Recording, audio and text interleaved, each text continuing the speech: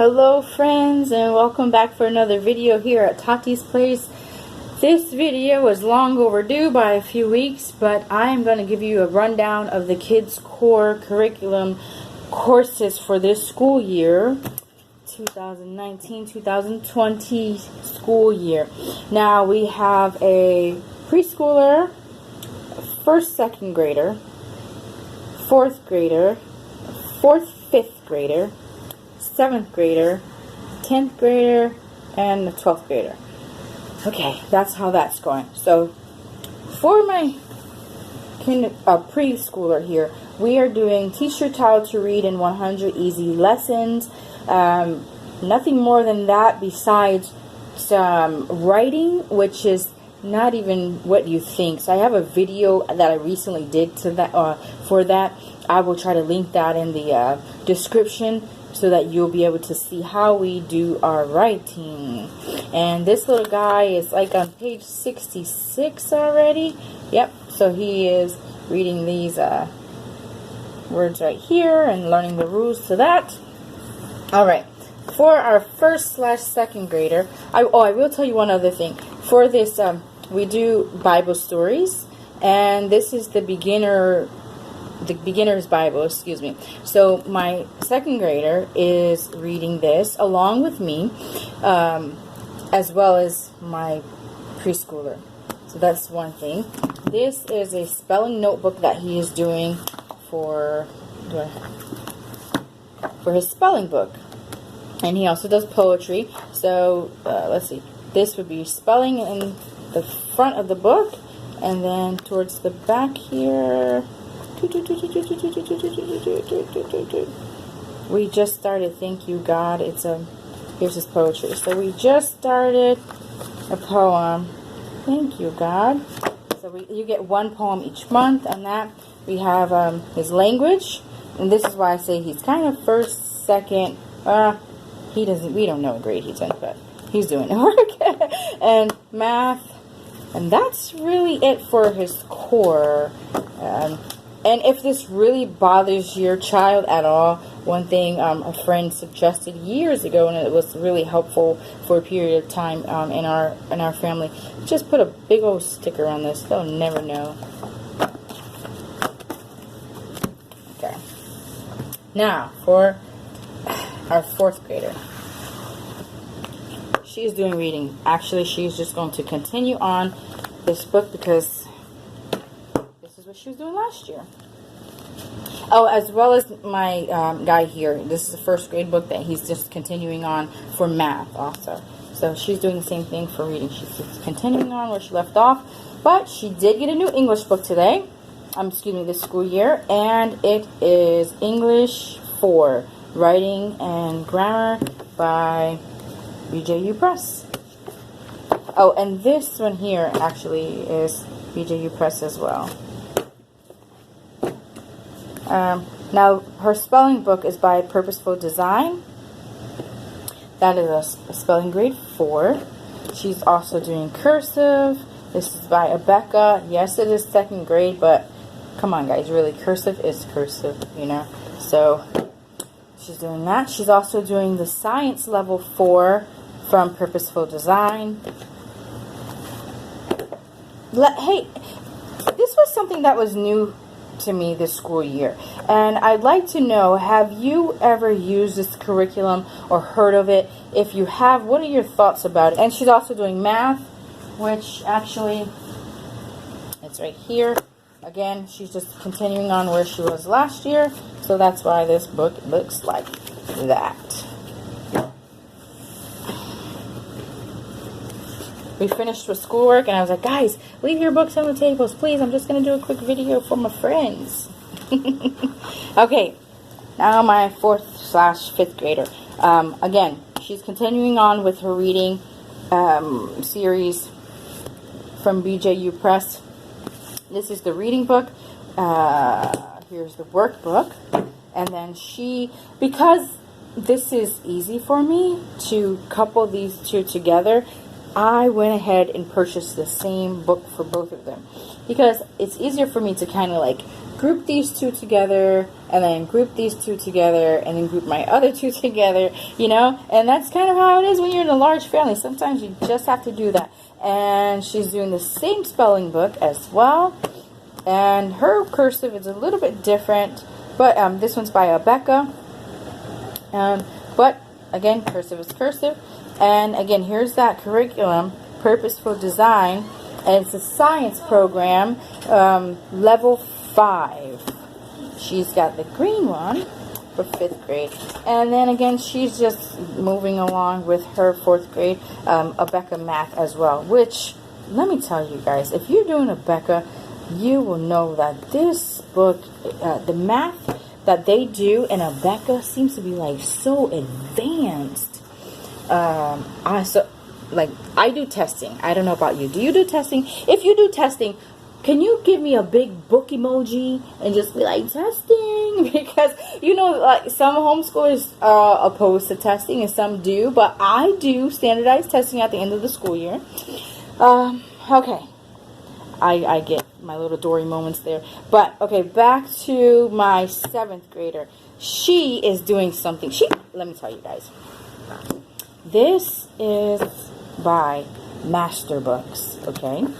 It is Applied Engineering, Studies of God's Design in Nature. She has come to me already. She's so cute. She likes to use little paper clips as her placeholder. So let me take a peek in here, make sure she didn't write anything in here first. Yeah, it is a nice book. And she's come to me like, Mom, do you know that cosmetics and makeup and da-da-da? And Mom, do you know that the glow sticks and the ladybugs, like she's making all these connections, and it's just really, really interesting to see her so engaged, you know? This is another book that comes with this, so it's this, and I have a feeling I'm missing one other book. But she's in 7th grade, and if you look right there, this actually gives you 1 credit for high school science. So she is excited about that. She's going to have 1 high school credit.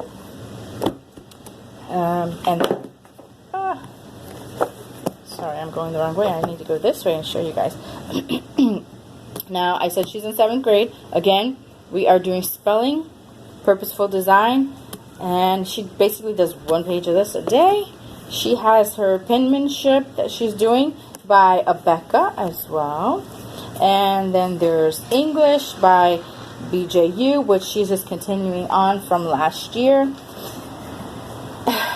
And then there was math. Are you going to focus math? My friends, the struggle with this young lady with math last year was real.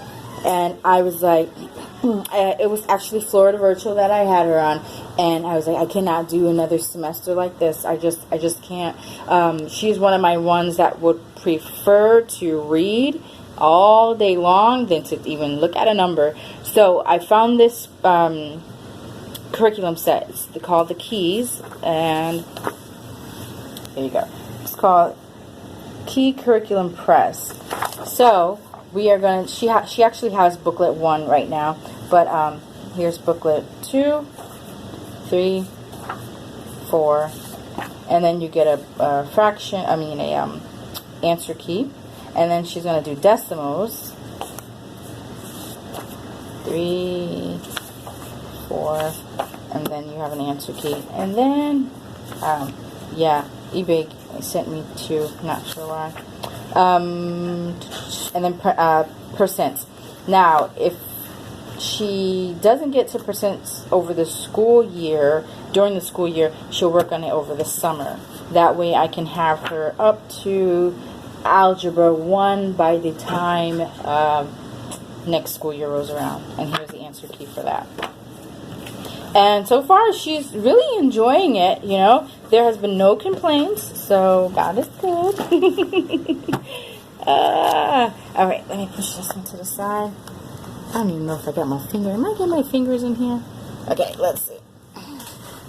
Now, this is my 10th grader. Okay, he is getting his credit for ancient history. So we're doing the Mystery of History, Volume 1, the creation, from creation to the resurrection.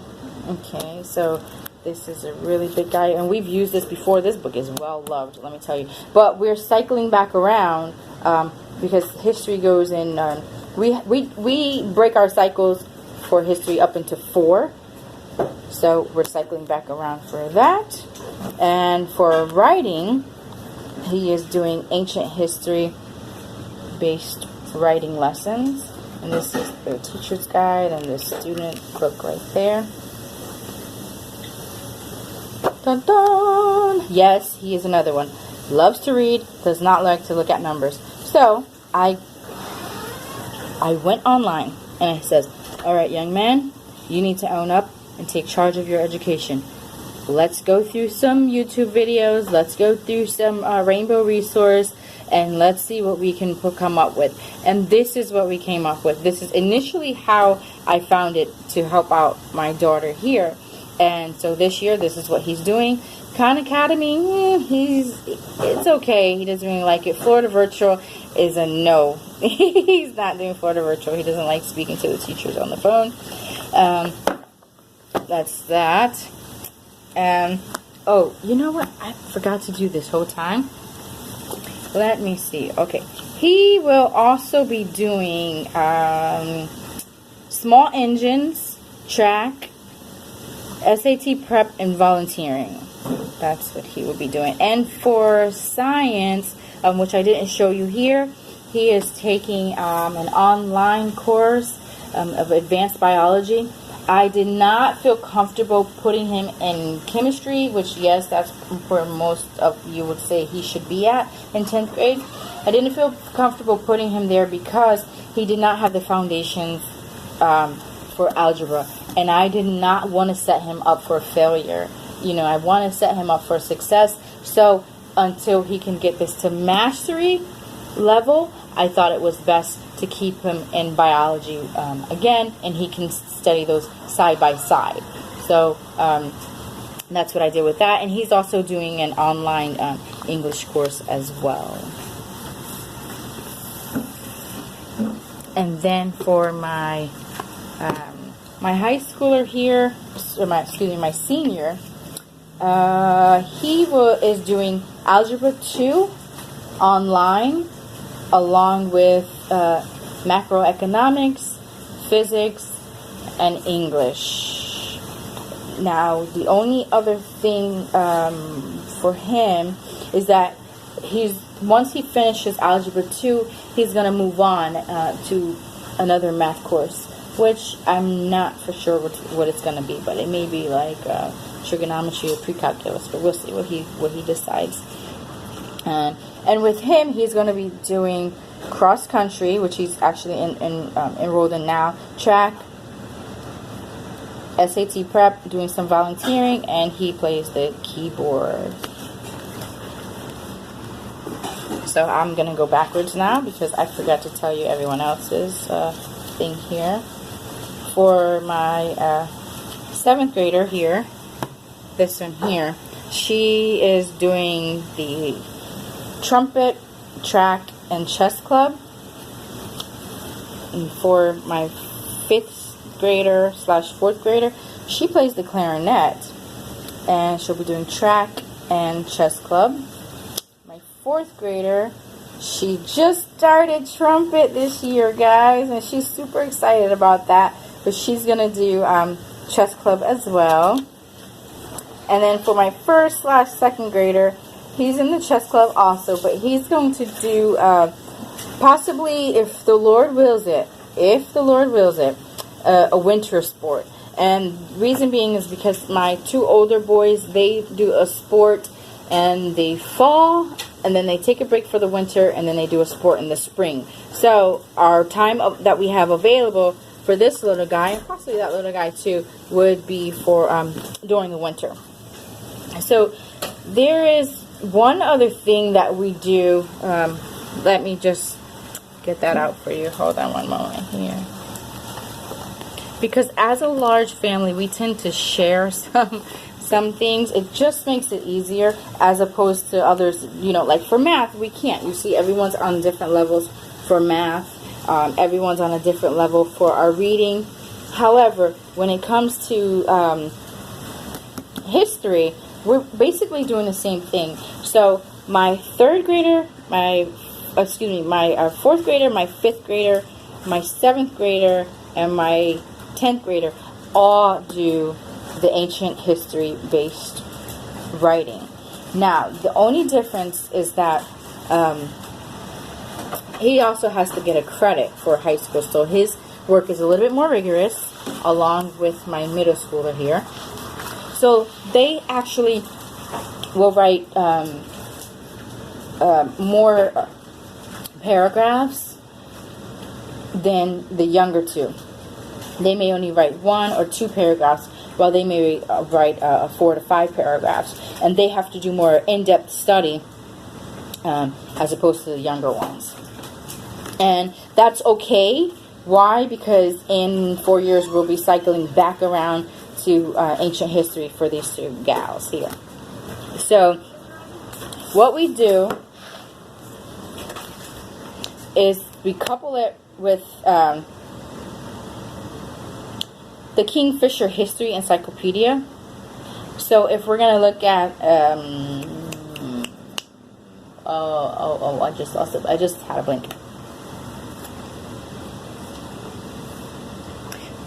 If we're going to look at the Sumerians, we would just open it up, or the Phoenicians. You know, we'd read this here, get some information, then write, get some information from here, write our paragraph, and, it's layering on top of layering. And then we may throw in some history, timeline cards, and that's basically how we do that. If you're interested into really how I put all this together, I can show you that. Just let me know in the comments below. I like to interact with you guys in the comments, so there'll be no problem with that.